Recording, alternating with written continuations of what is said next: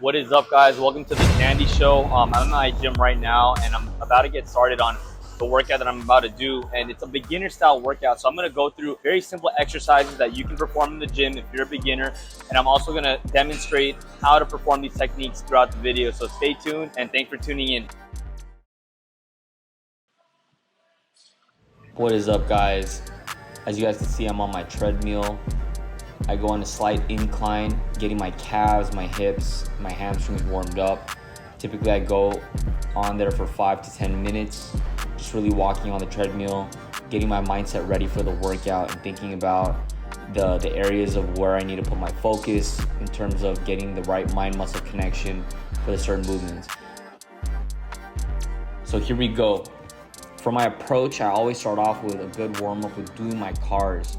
So controlled articular rotations is a way of just getting your joint to move in a 360-degree motion, and you're just trying to get as much freedom of space. And so with these specific cars, you want to focus on just isolating the hips rather than using too much of your lower back or any other muscles. And it's almost like a hip circle, but you're just basically working on making that motion. And so here you go. As you guys can see, I'm doing my shoulder cars. I'm really working on the rotation of my arm and trying to isolate that shoulder. As you guys can see, I'm not moving through my back, I'm not moving my hips. I'm really just trying to isolate that shoulder and just see how much rotation that I have, and trying to understand if I have any tensions running through my rear delts or my traps or anything that needs to get stretched or released.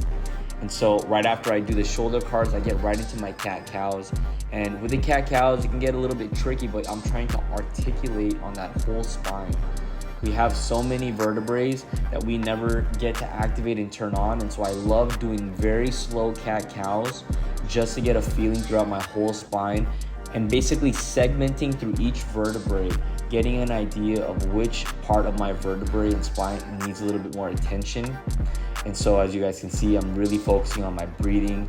And then I had a little bit of tension running through my rear delts and traps. So I was putting it on my right shoulder and doing some rotational work, just trying to get a good release right off of my shoulder. And sometimes the trigger point ball, it just helps me get that temporary release I need so that I can get a really good movement and range of motion on my specific shoulder.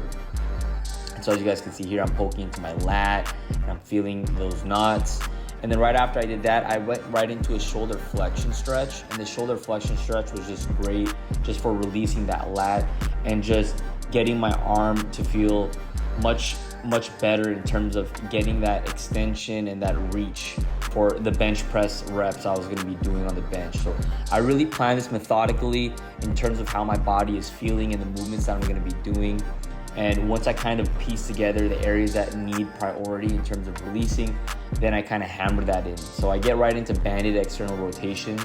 Right after I did the trigger point release and the stretch, now I'm using the band to target that specific muscle to make sure that it fires up correctly, because with the right proper stretching and release techniques, you need to also get that tissue warmed up so that when you're doing the specific movements like your bench or whatever muscle group it is, you want to have really good mind-muscle connection.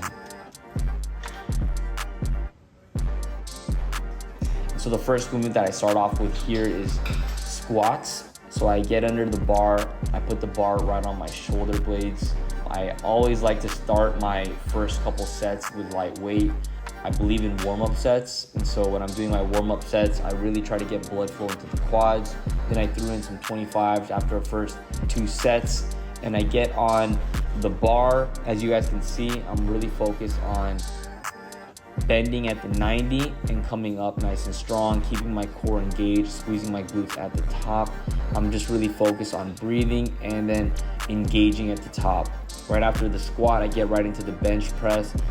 As you guys can see here, I felt a lot more confident with my movement on the bench press since I released my right shoulder, since it was bothering me. I'm getting a nice solid push and a good breathing technique. And so this is the whole idea behind the mobility and the stretching and the assessing that I do in the beginning. It helps prime my body for good specific pushes on my movements like bench and squat.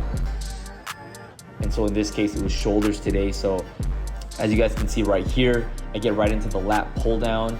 I'm focused on getting a nice wide reach and then a squeeze through my lats, getting a nice stretch.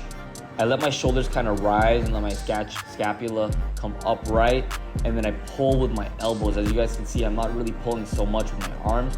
I'm really using my elbows to drive into my back to get that nice lat engagement. And I'm keeping my belly slightly braced and I'm breathing. And then right after the lat pull down, I get right into the assisted tricep dips. I love using the assisted dips because it allows me to go till failure and connect a lot better with my triceps. Sometimes when we're doing the dips, you see a lot of guys just targeting their shoulders. And so with the assisted tricep dips, you can really kind of dig in slowly and feel the muscle engagement right in through your triceps, putting more focus on your triceps rather than using your shoulder. And then right after that, I got into calf raises. Really just focus on trying to engage my calf in all different directions. This is a great workout for your Achilles and for your ankles. What I suggest for you guys when you guys are doing your calf raises, try to play around with different angles, because sometimes it'll be easy to go in one specific motion that we're comfortable with. So trying to target those different fibers on the ankles and just moving the ankle in different movements. Right over here, I get right into bicep curls. And this is one of the last workouts that I do. I'm really focused on slow controlled bicep curls, keeping my chest up, shoulder blades back, and really focus on my breathing technique. I'm not rushing through, I'm not going too slow. I'm going at a very solid tempo pace, getting a really great pump on my biceps, and just focus on really connecting with the muscles and the movements. What is up, guys? Just finished my workout. It was great. Check out this Valentine's decoration, red, white, pretty cute. But if you guys have any questions or comments and concerns about the workouts, if you want specific workouts yourself, let me know. Drop it in the comments below. Like and subscribe. I love you guys for supporting me on this journey of growing this YouTube channel. I just want to add as much value in fitness, personal development, personal growth. Y'all take care. Peace.